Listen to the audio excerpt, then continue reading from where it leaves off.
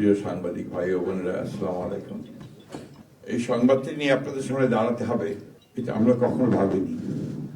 আমরা এবারও আশা করছিলাম ঠিক আগের মতোই আবারও তিনি সুস্থ হয়ে উঠবেন। আমরা ভারাক্রান্ত হৃদয়ে ইতিমধ্যে আপনারা শুনেছেন ডক্টর শাহাবুদ্দিনের ঘোষণা।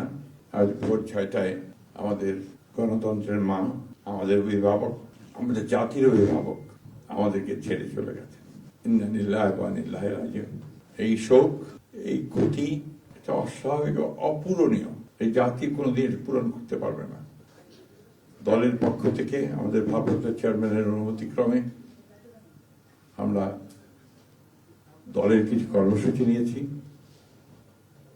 সেই কর্মসূচিগুলো আমাদের দলের সিনিয়র যুব মহাসচিব জনাব রুহুল কবির রিজভী সাহেব আপনাদের সামনে তুলে ধরবেন। এখানে তাৎক্ষণিকভাবে যে কর্মসূচিটি প্রণয়ন করা হয়েছে তা আমি আপনাদের সামনে এখন উপস্থাপন করছি।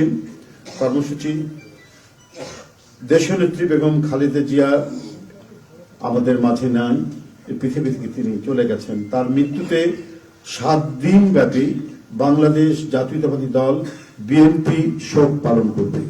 7 দিন ব্যাপী বাংলাদেশ জাতীয়তাবাদী দল শোক পালন করবে। কেন্দ্রীয় কার্যালয় সহ দেশের সকল কার্যালয়, সকল দলীয় কার্যালয়ে 7 দিন ব্যাপী কালো পতাকা উত্তোলন করা হবে। 7 দিন ব্যাপী কালো পতাকা উত্তোলন করা হবে। দলের সকল স্তরের নেতাকর্মীরা এই 7 দিন ব্যাপী কালো ব্যাজ ধারণ করবেন। 7 দিন ব্যাপী কালো ব্যাজ ধারণ করবেন। প্রতিটি দলীয় কার্যালয় দেশনেত্রীর জন্য 7 দিন ব্যাপী কোরআন খতম ও দোয়া অনুষ্ঠিত হবে। কোরআন খতম ও দোয়া মাহফিল অনুষ্ঠিত হবে। কেন্দ্রীয়ভাবে গুলশান কার্যালয় ও নয়াপল্টনস্থ কেন্দ্রীয় কার্যালয়, কেন্দ্রীয়ভাবে গুলশানস্থ চেয়ারপারসনের কার্যালয় ও নয়াপল্টনস্থ কেন্দ্রীয় কার্যালয়ে এবং জেলা পর্যায়ের দলীয় কার্যালয়ে শোক বহি খোলা হবে। যারা গণ্যমান্য ব্যক্তি আছেন সেই শহরের এবং আরো যারা মনে করেন বিভিন্ন রাজনৈতিক দলের নেতৃবৃন্দ, সেই শোক বহিতে তারা মন্তব্য করবেন এবং স্বাক্ষর করবেন।